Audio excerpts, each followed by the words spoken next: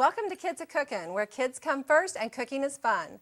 I'm Karen, and this is Meredith helping us in the kitchen today. Meredith has many talents. She's involved in 4-H. What kind of things do you like to do for 4-H?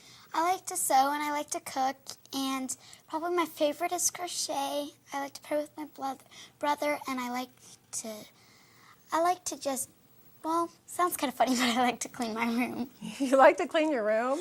The perfect child, aren't you?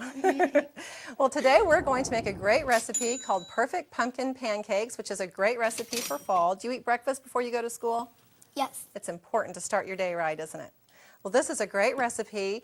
Like all recipes, you want to start by washing your hands. We've already done that. Be sure you do that at home. The next thing you want to do on this recipe is preheat your griddle to the medium setting so it will be ready when we're ready for it.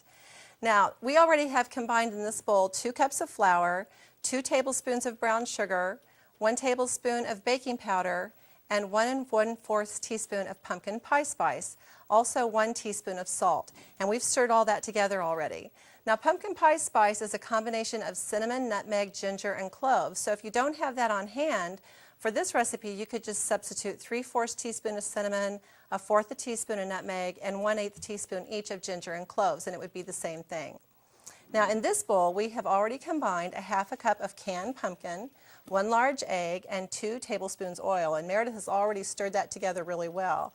And to that, we're going to add 1 3/4 cup low-fat milk. You ready to stir this together? I think so. Okay, I'll pour it in slowly. Mix that really well. You could use a spoon or a whisk, it doesn't matter, just so you get it mixed in. It's going to get pretty runny, isn't it? Mm-hmm. Yeah, it's really runny. But it's mixed well, isn't it? The important thing is just kind of do it slowly. It makes it easier. Now we're going to add these wet ingredients to the dry ingredients, and then we'll just keep stirring. Let me hold your whisk for you, and you can pour that into the center there. Goes to the side. Yeah, it does, but that's all right. You just want to mix it in slowly. Now, as you do this and stir it with the whisk or a spoon, whatever you're using, your batter's going to be a little bit lumpy, and that's the way you want it. You just want to make sure. You want to take over that for me? Sure. You just want to make sure that you get it mixed together well so that there's no dry spots, that all the dry mixture is moist. But you'll have some lumps in there, and that makes it kind of good. That doesn't have to be real thin. If you get done mixing your batter and you think you want it a little bit thinner, just add more milk and it will just be fine. Got all those clumps broken up? Can I help you just a second? Sure. Maybe just a little more muscle, you think? Yeah, it gets stuck in the whisk a lot. It does.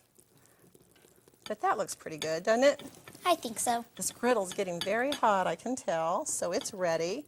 But the way you can test that, come on over here. Do you know how to test for a hot griddle? Yes. Show us how.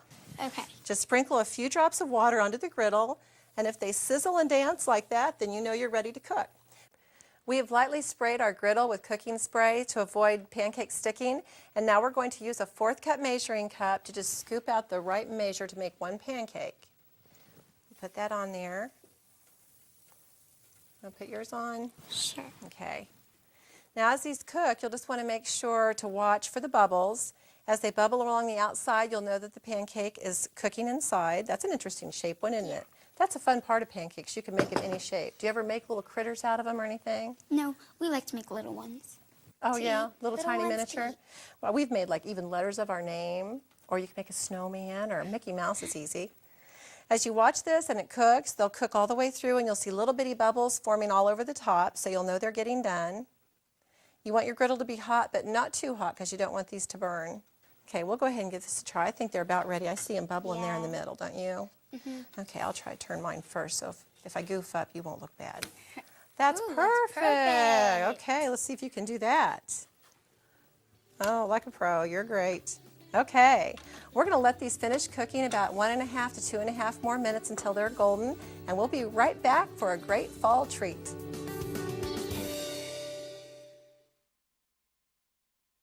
It's important for beginning cooks to realize that there are 3 different stages to mixing pancakes, waffles, or any quick bread. The first stage is the mixing of the wet ingredients. They need to be mixed well, and the cook may like using a wire whip for this step.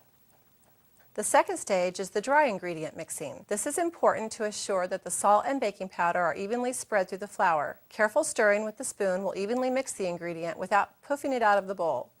The third stage is the combining of the wet and dry ingredients. With minimal mixing and maybe even a few lumps remaining, your batter is ready to go. For best results, preheat griddle or skillet so that it is hot by the time your batter is ready.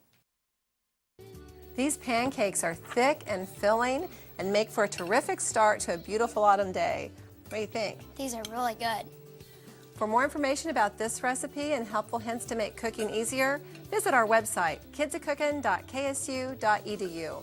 Be sure to check out the We Need Your Help section. It could be worth your while. See you next time on Kids A Cookin'.